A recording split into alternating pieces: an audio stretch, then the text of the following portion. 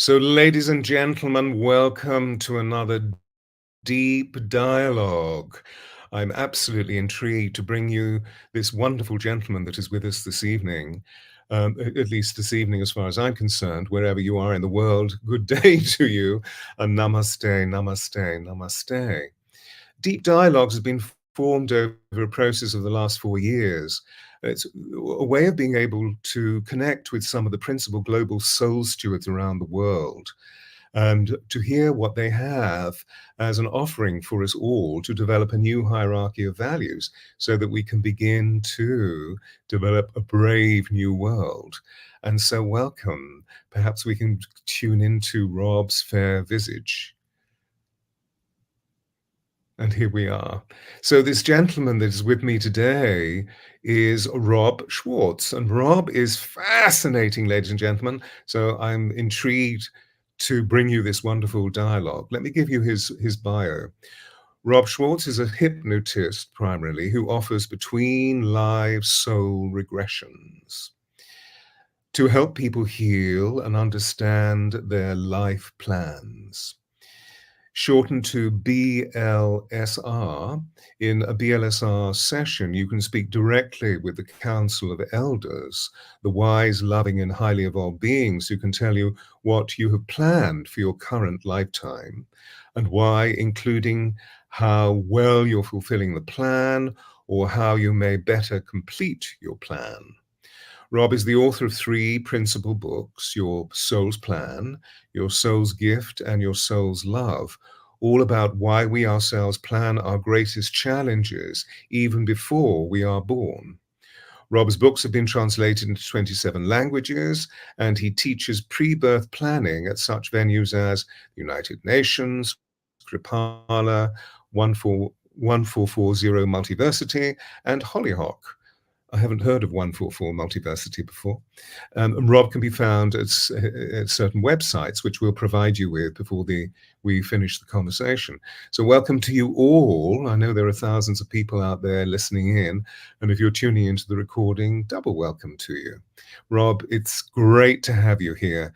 You're part of a season of 14 male soul stewards. I tend to work in seasons of 12 weeks. But we've had some very illustrious gentlemen on this path for this season. And then, of course, there'll be a break. And then we go into a season of 12 female soul stewards, which is very interesting to see what vibrational currencies can be stirred up by having men together and then ladies. I tried boy, girl. And for some reason, the vibrational process didn't work, which is quite interesting. And we're still in the process of discerning why that is. But welcome to this particular platform, which is about really moving into a very causative conversation, hence deep dialogues. And you have this extraordinary position of being a hypnotist and taking people into deep hypnosis to discover the between the lives process of their souls. How did it all begin? This path started for me back in 2003. And at that time, believe it or not, I was actually in the corporate world doing marketing communications, which I did not enjoy at all. And perhaps more to the point, I had this nagging sense that I had come to Earth to do something else that I wasn't doing, but I didn't know what it was. And so I tried different routes to figure out what I should do with my life. Nothing really helped. And then in May of 2003, I decided I had to do something different. And this idea came to me, go see a psychic medium, which is not part of my background, not something I even really believed in at that time, but nothing else was helping. So I did this. And the medium started the session by saying to me, your spirit guides are here. And I said, what is a spirit guide? So that tells you where I was at that time. So she explained that. And then she said, your guides would like to speak directly with you. And she started to channel them. The first thing they said right out of the box was, you planned your life, including your biggest challenges, before you were born.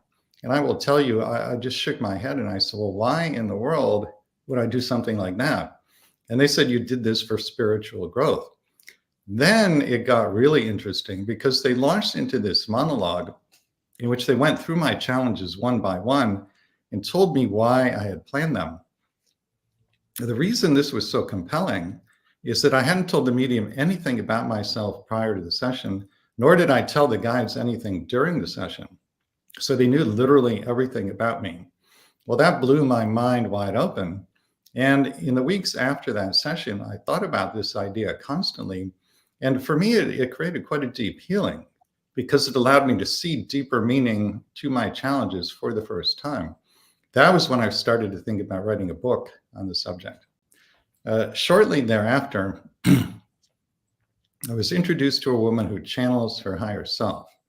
And I had the extraordinary opportunity to spend about 15 hours talking with her higher self about how pre-birth planning works. That 15 hours of channeling really served as the foundation for what I went on to do. And then really the most important thing of all, just a few weeks after these other two experiences, I was walking down the sidewalk in the middle of a weekday afternoon, and I had this experience in which every time I looked at another person, this feeling of pure, overwhelming, unconditional love for that person washed over me. You could call it divine love, transcendent love, something like that. It was so pure and so strong, and just really, there are no words for it. It was not a personal kind of love. I didn't know any of the people I was looking at, but I felt it for every single person I saw. And as this was happening, you could say that I was caused to know. I was caused to know that we as souls are made literally from the energy of unconditional love. I got that message loud and clear. What I didn't know was why this was happening. That became clear a couple of years later. By that time, I had looked at a lot of pre-birth plans for my first book, Your Soul's Plan. And what I found in every case, every single pre-birth plan was always based on complete unconditional love for every person involved. This was true even when great challenges were being planned, negative roles were being planned, always based on complete unconditional love. And then I realized, that experience walking down the street, that was gifted to me so that when I found this result in my research, I would know with certainty that this is true.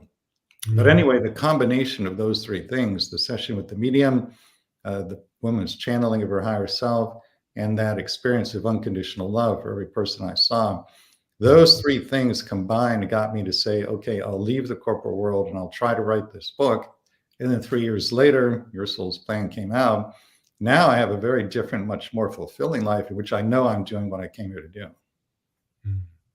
So to begin with, in the former experience, that must have been really extraordinary for you to be seen by the wise elders in multidimensionality. How did that feel, to be seen, to be acknowledged, to be honored in that way? It was, at least initially, just sort of stunning or shocking, because this was so far removed from anything I had previously experienced in this lifetime. I was sort of kind of maybe on a spiritual path, in the sense that I was reading books about near-death experiences.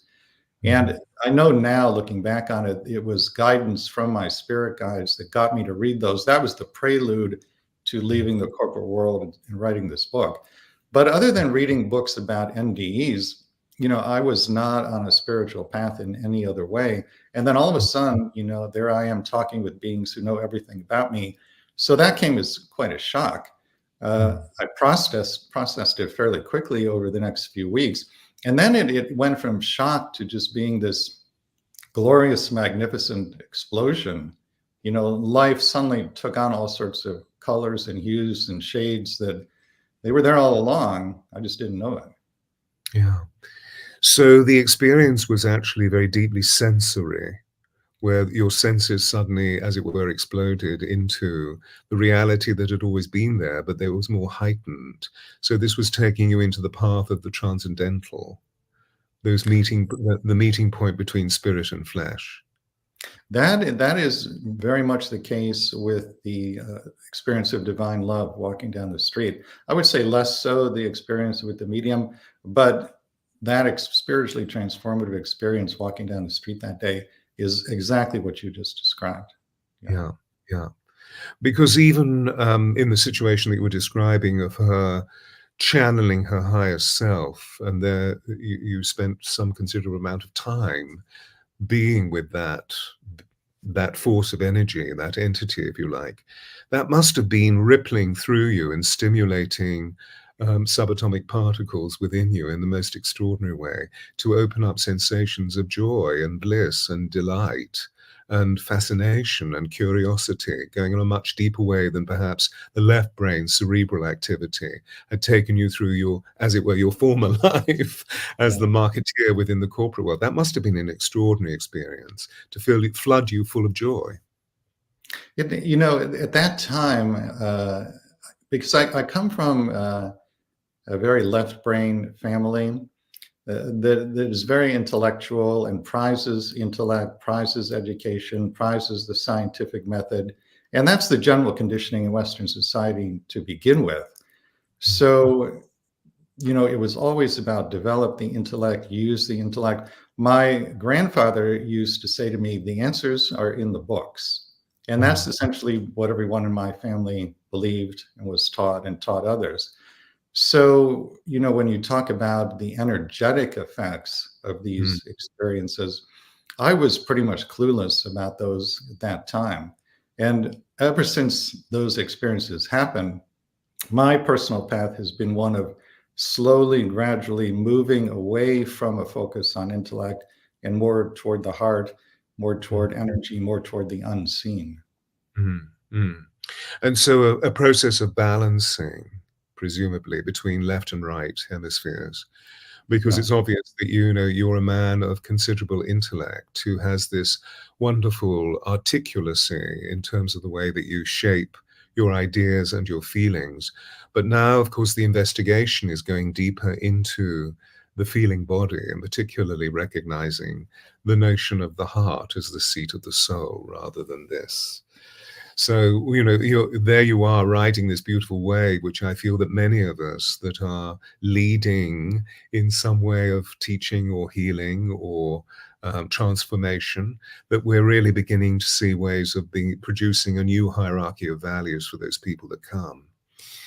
Perhaps you could give us a bit of an understanding. I mean, it's a very difficult question to really ask, but the synthesis of what you feel the essential messages of your soul's plan is or are. So I should explain here the premise of all three books is that we plan our lives, including our biggest challenges, before we incarnate. And the books are focused specifically on the pre-birth planning of challenges, often quite significant traumas. The reason for that is that that's where the need for understanding is. You know, in other words, when something joyful happens, nobody says, why is this happening to me? You just enjoy it, right? But when something traumatic happens, then everybody wants to know, what does it mean? How do I respond? And so forth.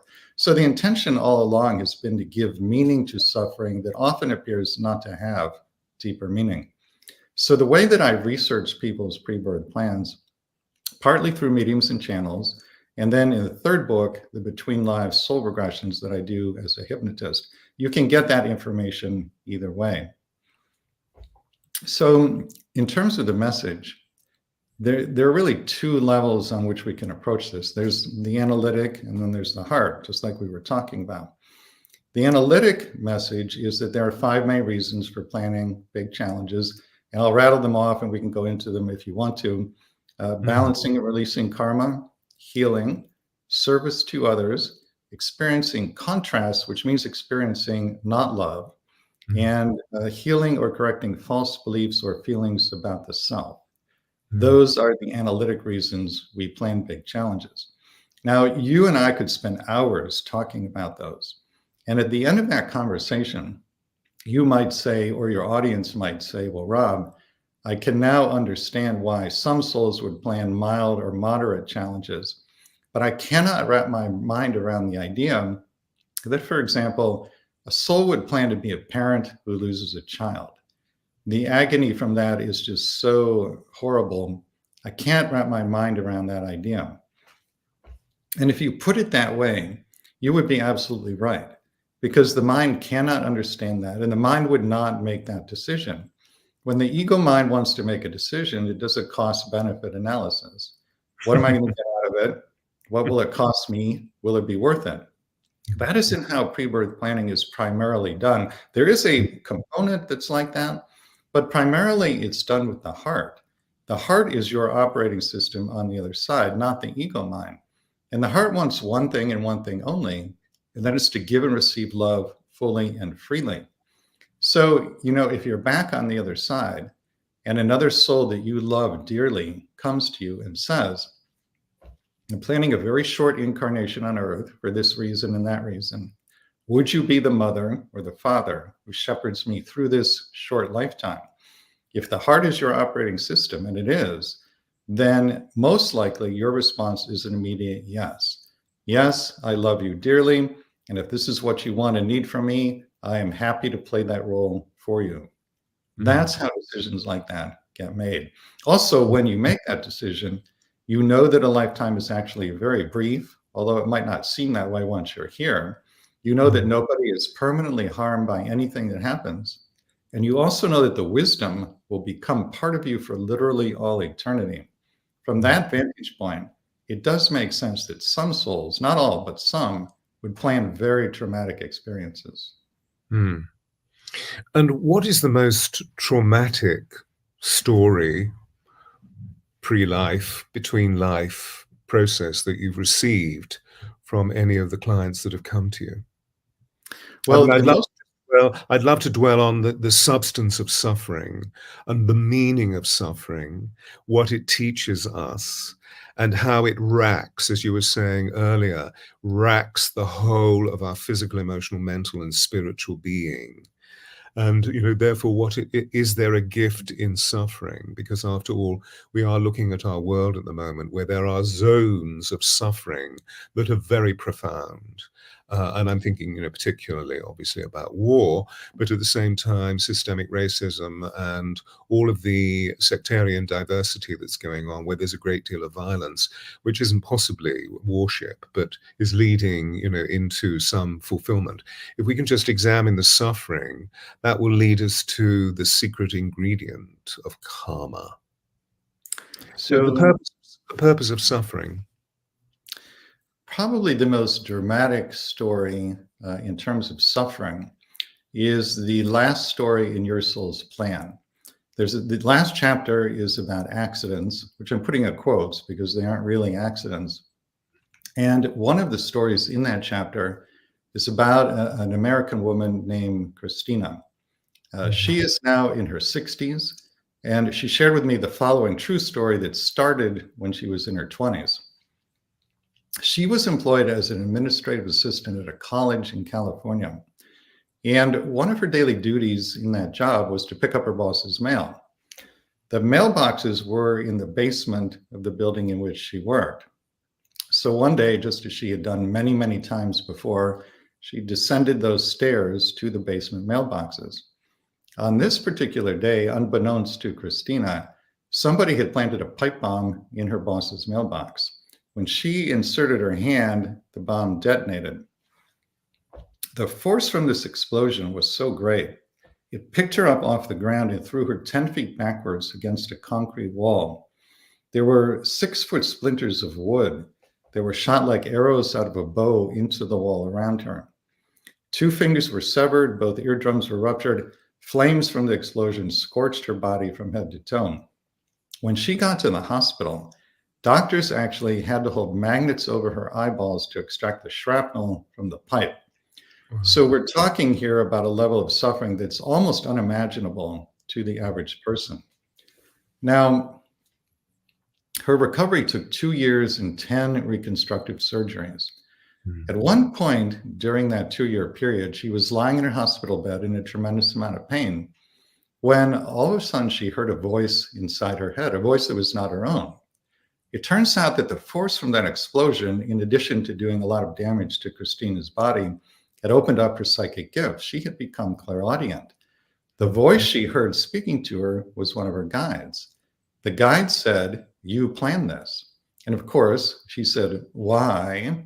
And then the guide told her, and here's what he said. He said, "You wanted before you were born to have a lifetime as a gifted healer. And you knew pre-birth that if you could heal yourself from this bomb explosion, you could then take all of that wisdom and knowledge about healing and turn it outward in service to others. Well, that's what she went on to do. After she recovered from 10 surgeries over a 2-year period, she went back to school, got a PhD in speech language pathology, set up a private clinical practice, and has now healed literally thousands of people. She actually has the ability to go into somebody's brain energetically, meaning non-invasively, and restore language processing capability in people who have lost that due to stroke or accident. So we're talking here about an extraordinarily gifted healer. The only reason she can do any of this is because she healed herself first from the bomb explosion. Now, when I spoke with her for the book, she said 2 extraordinary things. The first was, she said, Rob, I have completely forgiven the person who planted that bomb. Now, remember, this is somebody who had magnets held above her eyeballs in the hospital. When she says she's fully forgiven this person, she really and truly means it. But then she said something even more remarkable. She said, Rob, I am deeply grateful to the person who planted that bomb. And she really and truly is deeply grateful to that person. This, to me, is one of the most amazing stories I've seen that shows what you can do with an awareness of your pre-birth plan. Now, it didn't happen overnight. She had to work with this understanding over a period of many years. And there was more back and forth with her guide, talking about these ideas and pre-birth planning and why she had set this up.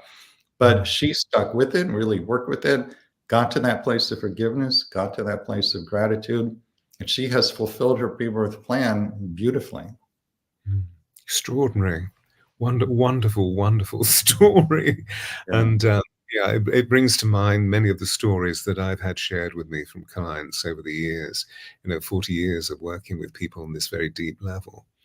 So we're seeing the miraculous nature of how powerful we are, that once we actually interconnect the physical self with the soul's intelligence, that we really do reach into a field of infinite potential. The level of clarity is exquisite, but you also mentioned the time factor that it took her. Why do you feel, bearing in mind that in Soul Matrix, it is instantaneous and beyond time, to have the level of reckoning and intelligence that she was able to piece together and then bring into a more composite reality for herself, which has led her to the zenith, if you like, of this particular area of speech pathology, which is very, very extraordinary, and very close to my process as well as a voice coach. Why do you feel the time factor took so long?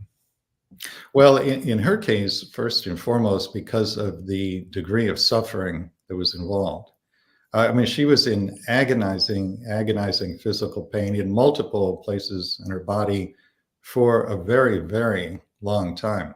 So to the analytic mind, it's just inconceivable, at least at first, that anybody would actually plan to undergo that kind of suffering. So the ego mind has this very much conditioned paradigm that it's working with. And in these conversations with her guides, they were just slowly chipping away at it piece by piece by piece, and it took time. It's sort of like the transition from mind to heart. When you're making that transition, most people don't just go immediately from mind to heart and then stay there. There's back and forth, and it's a slow transition, sort of 2 steps forward, 1 step back. And I think that was basically her process. Yeah. And of course, here we are living weight, space, and time, the density of weight, space, and time. And it takes time to heal the physical body and the emotional body and piece together on this level of frequency all of the vital information that was being shared with her from her guides. Extraordinary. And so there's the gift of suffering. And of course, although it's a dramatic story, it's illuminating in the most extraordinary fashion so that it can embolden all of us to recognize that when something, when the shit hits the fan, whatever it may be, that we're being given an opportunity to really investigate through all of the autopsy processes. I don't mean literally the autopsy because we're still alive, but the emotional autopsy. And then, of course, seeing somebody like yourself and going deep into why is this taking place? And what can I learn by the frequencies of the constituent parts and what's taking place? And one of the things that I become aware of is that when the story is being told, we tend to dramatize the story, and indeed it can be emotionally very impacting. But actually what soul is trying to indicate are the themes of what the story are all about, rather than the story literal itself. Is that something that you would agree with, that the themes are the indicators, are the signposts to what lesson the soul is wishing to learn in That, form? that is exactly my understanding. So when we talk about pre-birth plans and pre-birth planning, it's not the case that you have just one pre-birth plan. You have many, many sets of pre-birth plans, and they're all following what you could call karmic tracks that are laid down before you come into body. By karmic tracks, I mean the broad themes, the broader learnings that you want to explore over the course of the lifetime. So those karmic tracks create the framework in which you have pre-birth plans, and the plans vary considerably based upon your free will decisions. So you and I were talking earlier about the channeling my wife does. She channels this group consciousness called the beings of light. And the way they have explained this to us, they say, imagine that you have a stack of sheets of paper in front of you. So every single individual sheet is a complete set of pre-birth plans. Everybody has their own stack. Now, each sheet varies according to vibration. The ones at the top are the highest vibration. That's where the learning is done through love, peace, and joy. Ones at the bottom are the lowest vibration. That's where most of the learning is done through pain and suffering. You're constantly moving up and down in your stack of sheets of paper based upon your free will decisions. And so if you want to move up and have a life in which most of the learning is done through love, peace, and joy, the key to that is to raise your vibration. And there are many, many ways to do that. But the easiest way, not the easiest, but the most readily accessible way to do that is to ask yourself, anytime you have to make a decision, what would love with a capital L do now? And whatever the answer to that question is, do that. That propels you up in your stack of sheets of paper. Brilliant analogy. Thank you. Brilliant. And, you know, when you speak it, there's a thrill that moves through me about your investigation. It's a thrilling pursuit.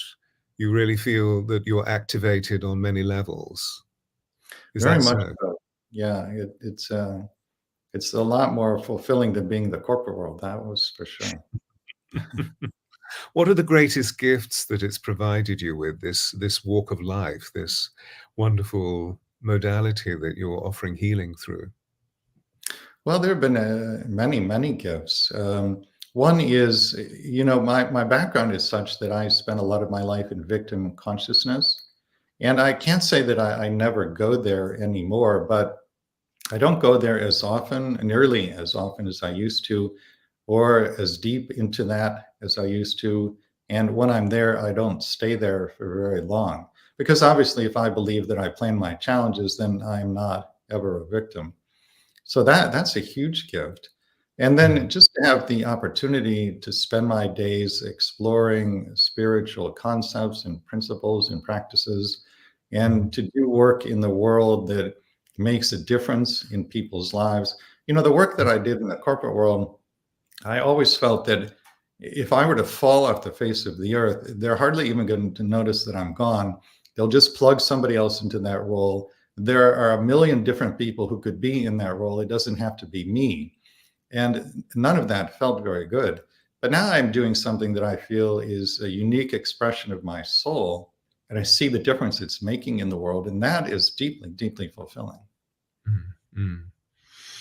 And a small prophecy comes through me, which is that over the next 10 years, we'll see your work being taken more and more and more into the corporate world as people face the crises that and the corporate nature of the identity of the company faces the crisis that's going to take place in relation to the correctional facilities that are going to happen, not the collapse, but the correction, because obviously the 5 major establishments need to go through their own karmic resolutions so that we can get something which is of our own creation, a choice-making creation that is full of love and joy and expansion, mutual respect and common decency. So this is really, really fascinating. Touching into the wise elders that are constantly, well, it seems absurd saying constant because it's another time word, but those wise elders that are within multidimensional consciousness that guide our lives. Do you have particular techniques or suggestions that you can make for us to become in this moment absolutely aware of the fact that we are never alone, that we are always under the guidance of extraordinary beings of light that have our best interests in mind? Well, one of the things that I share with clients who do a Between Lives Soul Regression, and I share this with both the people who are doing it as a private session and the people who do it is in our online group workshops. A lot of people think that in a hypnotic regression, when you're trying to contact your counsel, you should see the counsel in your mind's eye. And for many people, visual is not the primary way or even one of the ways in which they're receiving information. So if you limit yourself to that belief, that expectation, and then you go in and you don't see anything, you think, oh, it's not working, I can't contact my counsel, and that shuts the process down. So whether you're doing it with me or another hypnotist or on your own, my suggestion would be open to the idea that there are many ways of receiving information from spirit. It could be visual, but it could also be auditory. As you pointed out, feelings are the language of the soul, and that is true. It could come in feeling. It could be downloads of information, sunful immediate knowings. It could be geometric images, colors, bodily sensations, any combination thereof. Just be open to all of that. Yeah. So we're really talking about the fact that our senses, principally the 5, within the skin suit of our form, are at the edge of our consciousness, and they're the filters through which we receive information. It's just that through this contrivance that we've been socialized, educated, and conditioned into, we feel that it's just got to be here, and therefore it has to be visual. I mean, I have so many people coming to me and saying, particularly at this moment, I want to be clairvoyant. I want to be clairvoyant. And I say, okay, well, tell me about your imagistic processes in life. I mean, when you imagine, do you see clearly? Oh, no, they say. And I said, well, why would you want to be clairvoyant? Surely you're feeling things, are you not? And they say, yeah, I feel a lot. And so anyway, what opens up as an interesting conversation, as you can see, about clairsentience and clairaudience. And then, of course, moving into the subtle smell and taste, which, of course, the smell and the taste is the ancient part of our sensory capacity, moving right into the very core of them, the amygdala, as we all know, because we remember smells, and they can, when we smell a smell that is associative or the literal smell, it can take us all the way back to our childhood or a particular event in our lives. So that's a wonderful frame to provide, and of course I'm sure, but let me let you say it, that you endorse stillness through and meditation and being in pure places like Mother Nature. Yeah, stillness and being in nature, I recommend to everybody. And that's a big, big part of my life and my wife's life as well. And I think that this would be true in any incarnation, but I think it's especially important now. The earth is going through an ascension process, moving up in vibration, and stillness is more important than ever in order to receive understandings about what is happening, in order to receive the energies that are transmuting the physical and etheric bodies. You can receive those energies if you're busy running around, but it's much easier and much more effective to receive them if you're still. Yeah, yeah. which is quite remarkable, isn't it? Because we've been conditioned and educated into doing, tick the box, tick the box, tick the box. And actually, the divine lives in stillness. It's an interesting irony, isn't it? The divine lives in stillness. I believe that we are commissioned to come forth as human to activate, which is why we become dynamically involved in the creation of whatever our purpose is. We spoke earlier in our pre-show chat about the nature of how this wonderful mountebank, this wealth of information that you have, leads the individual into discovering purpose during life path. Perhaps you could speak to, was there's a frenzy, as you and I know, about people saying, I want to find my purpose, I want to find my purpose. The angels that have worked with me for the last 37 years give profound teaching about what our purpose is. But I would love to receive your perception of what you've garnered over the years about what does purpose mean? So there are many possible answers to that question. I'll just take the one that first comes to mind. In the research I did for my books, I had the amazing opportunity to listen to people's pre-birth planning sessions, the conversations that had taken place. And something I noticed was that when big challenges were being planned, a lot of the conversation was about a desire to cultivate and then express while embodying certain qualities that are very important to the soul. And I gave these qualities the name divine virtues. Over a period of years, I put together a list of the ones that came up the most often in people's pre-birth planning. I think there are now 28 on the list. It's things like unconditional love, faith, trust, patience, empathy, compassion, and so on. The average person is working on 2 or 3. Occasionally, somebody's working on 4 or 5. As far as I know, nobody's working on more than 5. It would be too much to undertake. So from a pre-birth planning perspective, you view your biggest challenges as providing both the opportunity and the motivation to cultivate and express the virtues. Just to take a very common example, let's say that your pre-birth intention is to deepen in compassion. So what you might do is plan to be born into a nuclear family that will treat you with a profound lack of compassion.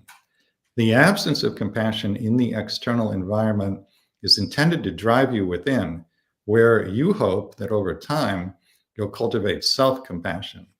And then the second half of the life plan is to take the self-compassion, turn it outward, and offer it to other people.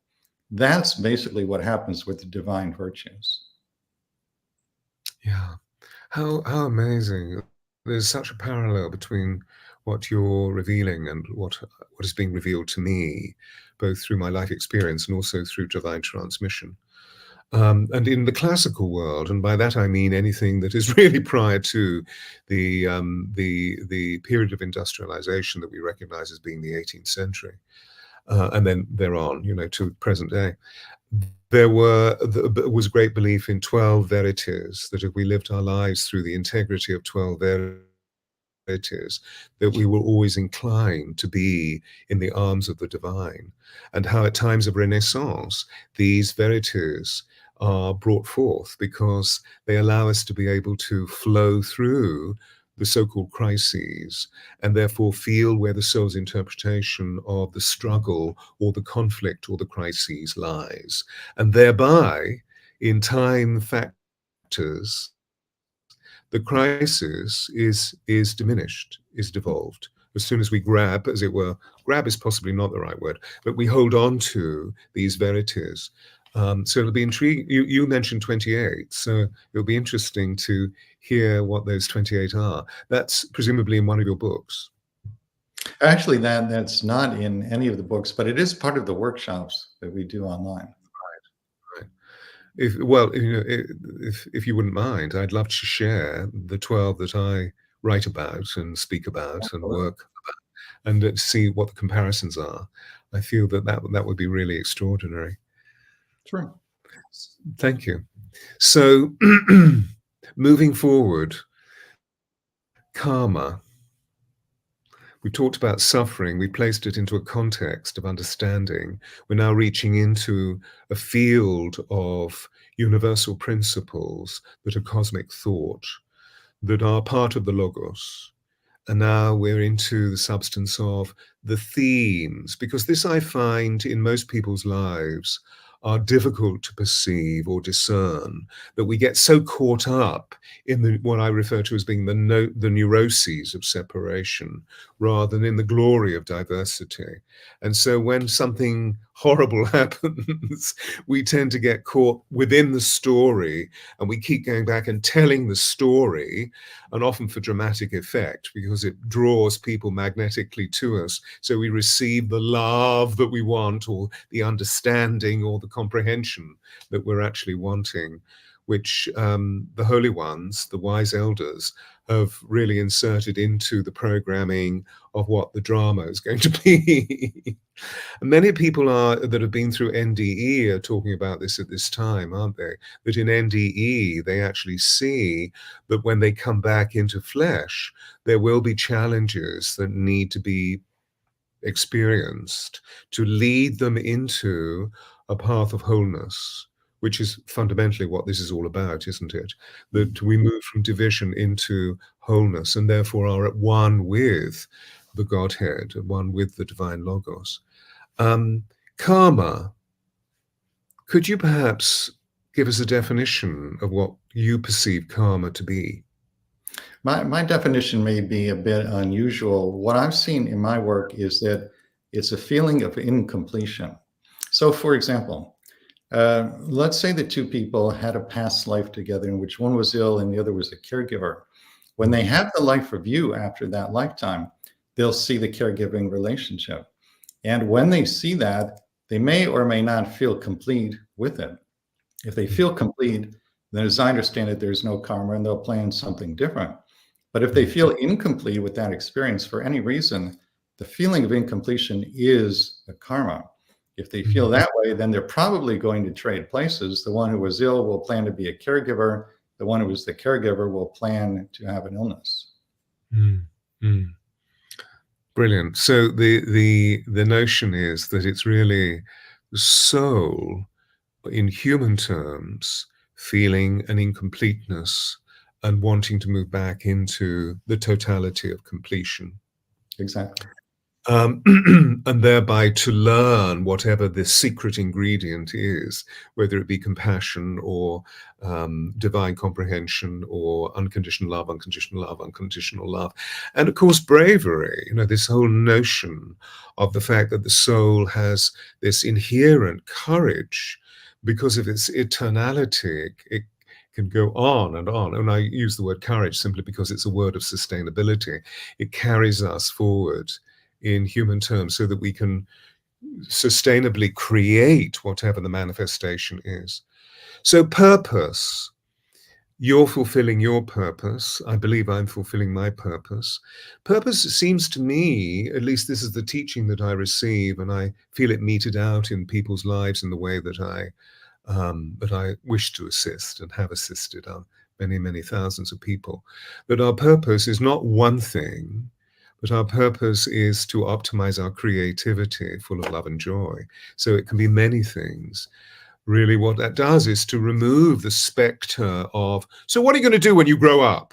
And what's your purpose? What's your purpose? Thinking there's just one thing that we have to grab hold of. And then all questions have been answered, which of course, as we both know, is not the case. And when I reflect on my own life, which is now 7 decades, it seems that there's a mighty change each decade. The corpus of me is constantly athletically growing and on a muscular level, evolving and becoming more elastic. But themes come up to allow me to feel a way of really fulfilling what I'm sensing the capacity of my soul to be, which is pretty vast. I'm looking at the next 30 years and thinking, wow, I've got 3 more decades. So what's going to be happening? Maybe there's more. So when you look into purpose, how do you define purpose? I would take it back to the divine virtues. So we were talking about compassion. that could be one purpose that you plan in the lifetime. That's one of the karmic tracks, so to Yeah. speak. But how that actually plays out depends Yeah. upon your free will. Probably there are a number of options built into the pre-birth plans. Maybe you'll express compassion in this way, or you'll express compassion in that way. Those kinds of micro decisions are left to the personality once they get embodied. Your soul just wants you to cultivate compassion. How you do it is more up to you. Yeah. And of course, it can be done in myriad ways. Yeah. So it's really going into this other beautiful area of awareness that we're developing at this time, which I know we touched on in our pre-show chat, the substance of feeling. And one of the things that preoccupies me, concerns me, on a lower vibrational level, but also I feel is a triumph, is that we're losing a feeling literacy, that we become so cerebralized in the mechanistic left brain that we tend to quantify things rather than move into the qualitative experience where feeling lies. In short, the poetry of our souls are something that we're not tuning into in the way that our forebears did. Is that something that you also experience, that when you encounter people, because you're in this extraordinary in-between stage of in-between life regression, where you hear people presumably speaking in ways that perhaps they wouldn't if they were masked by flesh? Does that make sense? Yeah, I understand what you're saying, and I agree with you. I think, for the most part, humanity has gone a bit off track in over cerebralizing the life experience. But it's also my understanding, to pan back to a bigger perspective, that this age of reason that we are in, it's just a developmental phase, and Yeah. we're eventually going to leave it, and it will be replaced by what you could call the age of the heart. Yes. Yeah. Yes. Which I feel, delete, I am being taught, and therefore I feel, has begun. Mhm. Because we know that from an esoteric point of view, we know that this time was heralded by the appearance of the cosmic Christ. So the love light circuitry in the very center of cosmic mind is now open for us. And the Lord Maitreya was to step forward. And that was being taught for many, many, many years. I mean, 100 years, hundreds of years. And yet the Lord Maitreya has not stepped forward. Through Saint Germain, who's been with me for 50 years, I hear that he has become the cosmic Christ. He is holding the mantle, as it were, and that he will not reincarnate, but what he is doing is radiating the light of the Christos into the empaths of the planet.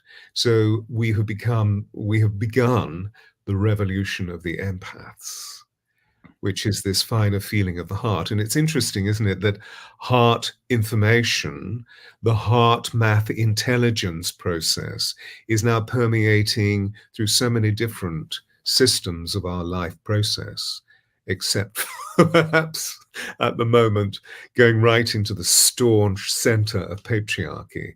And there it will also have its tentacles leaking through when people go through whatever correctional process. I don't feel it's going to be a collapse, but a correction. And so this year is a big year for the revolution of empaths to develop. Is that something that you relate to? You know, I'm married to an empath. I don't consider myself to be an empath, although I think that I'm empathic. But she is a true empath, so I can relate to everything you're saying. My wife has talked with me, for example, about having many, many experiences where she's in the grocery store shopping, pushing a cart along, and all of a sudden she gets hit with a wave or a wall of anxiety or depression. And sure enough, trailing right behind that wave of anxiety or depression is the person who's carrying it. And this has been so unpleasant for her. She now only goes to the grocery store about 15 minutes before closing time because it's empty then, and then she won't have that experience. So I very much relate to what you're saying. Sympathetic magic, sympathetic magic. Tell her that she has a brother in me. I do the same thing. I needed to engage in some errands this afternoon, and I didn't complete the errands because wherever I walked, I was being bombarded by sorrow or rejection or depression. And so I immediately came back to my temple and Well, took myself through a restorative process of meditating. Yeah, it's quite intense, and of course I'm an urban dweller, and so it's quite intense within the center of this city, I, London. my wife and I are actually about, in fact, it starts next week. We have a 7-week course through the Shift Network Ah, for empaths and sensitives. And almost all of the material for that course has been channeled by my wife from the beings of light, talking about what does it mean to be an empath or a sensitive? How do you manage those gifts in the world so that you're not overwhelmed by all the chaotic energies here? We will be teaching the whole course on that. which I know about because I'm also a Shift Networker course leader, and I'm in my second course, a 12-week course at the moment. So I say bravo for doing that, because the more information that we have about the superpower that empathy is, the better, so that we can see ways of being able to, techniques of being able to alchemicalize when there's an issue. Yeah. So this is a very interesting year, Rob, isn't it? I know you're intuitively picking up on that. Um, are you seeing with your clients an acuteness of transition where perhaps their processes move swifter or in a more accelerated way or in a more amplified awareness, so they're able to pinpoint very directly and come back into waking consciousness and see exactly what they need to do or whatever? Do you see that there's a hastening or a quickening? There is a hastening or a quickening, and it shows up when people first come to me before they're actually doing the regression. As you and I were talking about before we started the show, a lot of people, their stuff is coming to conscious awareness more so than it ever has. There's a purification process going on. The ascension energies, the light, is bringing to conscious awareness everything of a lower vibration. It has to do that so that we can release it and move into the higher vibrations. So people don't generally have that kind of intellectual understanding of purification. They just know from their experience their stuff is coming into conscious awareness more than ever before, and they would like to let it go, but they're not sure how to do that. That's really where the urgency is showing up. And then they'll talk to their council of elders in a Between Lives Soul Regression. Well, how do I let go of this? What is the process involved with that? That's a primary focus right now. Mm. And so within your key clients at the moment, if there is such a thing, those people that move through a very precise healing, do you see that the Council of Elders are giving specific techniques that we could, obviously in honoring them, we would want to go and speak to our own Council of Elders, but within, you see what I'm saying in terms of this quickening of how we can have really instantaneous measures where we detach, feel stillness and observe, and then employ whatever the wisdom is to see a way of placing in perspective what our soul lesson is. Is there anything specific? They're not talking specifically about techniques to do that, but what keeps coming up again and again for everybody, you mentioned stillness. They talk about the importance of stillness, and even more so the importance of non-resistance. So for the average person, when their stuff starts to come up, it doesn't feel good, and they go into aversion to whatever it is, which is a natural human response. The problem with that is whatever you go into resistance to, you're now commanding it to stick around a lot longer. It's energetically sticky. So people's councils are talking about the need to go into non-resistance, surrender, trust, acceptance, allowing. That's what it's all about right now. Thank you for saying that. That's absolutely amazing. And so we can feel the difficulty is that we move often as a reactionary force, don't we? And so we get caught up in dark feelings that remind us of trauma, and we forget to breathe. And if we can actually breathe through the process, we automatically begin to see a way back into completeness, into the divine mind. So that's fascinating that they're talking about stillness and non-resistance.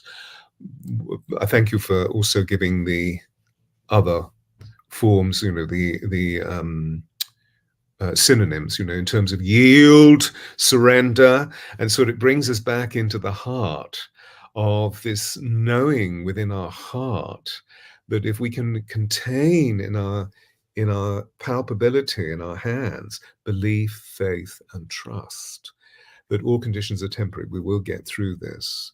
And that what it's all about as we go through the suffering is this grand observation that is developing within us, and that therefore we immediately accelerate within our consciousness as soul beings, and therefore we can help others with greater compassion, greater empathy, greater understanding, and of course greater empathy. Wow. So final thoughts, any particular pointers that you'd love to, that we haven't mentioned, that you'd love to share with? Well, when speaking of non-resistance, I'm thinking of a conversation I had just a few days ago with someone who is quite far along on a spiritual path. And years of meditation, he's really cultivated stillness and a non-dual perspective. So this gentleman is in his 60s. And a few years ago, his son died, and the son was in the 30s. And he was telling me about his son's death. And he said, quote, "There was deep, deep grief, but I didn't experience any suffering." Now imagine that response to losing a child. He felt the grief, but there was no suffering because he had no resistance to the experience of the grief. That's what's possible. And that's actually where each one of us is headed. We may not be there yet, but that's where we're going. Yeah, yeah. And so we're moving into this cosmic reveal, which I believe is a suspension of the time element, where there is a point of stillness, the still point, that allows us to feel the bridge, the antakarana between flesh and soulfulness. And Yeah. so whatever we may, because obviously if you do that, it hurts. If a car, which nearly happened this afternoon, if a car wheels over your foot, which nearly happened with me as I stepped off a sidewalk, suddenly out of nowhere, this car came and I thought, okay, so there's an interesting lesson. What's this teaching me? Of course, it's a lesson in being present. But at the same time, that we feel the pain, but at the same time, we're able to be transcendent, and therefore we don't get caught up in the neuroses of what the suffering is all about. I feel that we also need to develop a new vocabulary about death, about dying, about loss, and the real purpose of grief. That grief is a window into the power of the love that is there within soulfulness, and that it takes its time. I was with a dear friend last evening whose daughter died over 20 years ago. And this is a very profound individual who has worked consciously as a spiritual initiate over the years and is a very profound mystic and psychic. And yet she was saying that her daughter had come through to her and was speaking in a way that was different. There was a level of articulation, both in terms of feeling and in terms of, the thought factor of what she was saying, that was actually of a much higher evolved status. And suddenly the membrane between herself and her daughter in spirit shifted, and she felt a release of the tendrils of grief, which is quite fascinating. And so we see the journey of the soul of daughter in spirit, who has not reincarnated yet, and the flesh being, her soul, having this unique communication and being able to transcend. And I believe, as you were saying earlier, that what will happen with this particular individual is that she will start to be open more fully, because she's already doing it in some capacity, but more fully to the teachings of the Divine Mother and how the Divine Mother will pour through her. This has been a fascinating conversation. Unfortunately, our hour has passed very quickly. And I want to thank you for your immense clarity and the grace with which you communicate these wondrous possibilities. And, you know, for all of you listening in, I hope that you found this enlivening. I've been so fixed, so focused on Rob and his own stillness, that I haven't been looking into the chat box. But anyway, I normally say, are there any questions you want to ask? But I don't think there were any questions. However, Rob's websites, and here Ryan, my wonderful tech manager, is putting the websites up. So Your Soul's Plan, was there a second? Oh no, it was your email address that I've got written down in my bio. But you know, you're very easy to contact. And I thank you for that, because a lot of our colleagues, when I send them inquiries through their contact page via their website, they don't get back to me. So thank you for coming through. This is a remarkable conversation. And I would love to have you back on, because I feel that there's so much more that we can share with the audience. So I hope that's agreeable. You don't have to say anything. It'd be a pleasure to come back. And I very much enjoyed our conversation. I could talk about these topics for hours and hours. So. Yeah, yeah. Well, you bring a level of refinement to the conversation, and you know, many of my dialoguers find it difficult to answer questions. They tend to evade questions like politicians. So I thank you for your alacrity and your clarity. It's been it moves the dialogue on in this very, very deep way. So the intention is to really open up the resonance of a vast field where we're feeling the beat and the rhythm of the heart, not just the beat of the heart, but the breath rhythm of the heart, yielding us something really consequential about the nature of this cosmic reveal that is happening at this time. So thank you, Rob. It's been absolutely wonderful. And to all you people out there, thank you for tuning in. And there are some very remarkable gentlemen to come along over the next 3 weeks. May I mention names like Zach Bush, for example, some very extraordinary people. So keep tuning in. 12 o'clock Pacific Coastline, 3 o'clock Eastern Seaboard, and 8 o'clock in the UK. Sending you much love. Namaste, namaste. Rob, please be with me for a moment while we finish this wonderful transmission. Thank you, Ryan.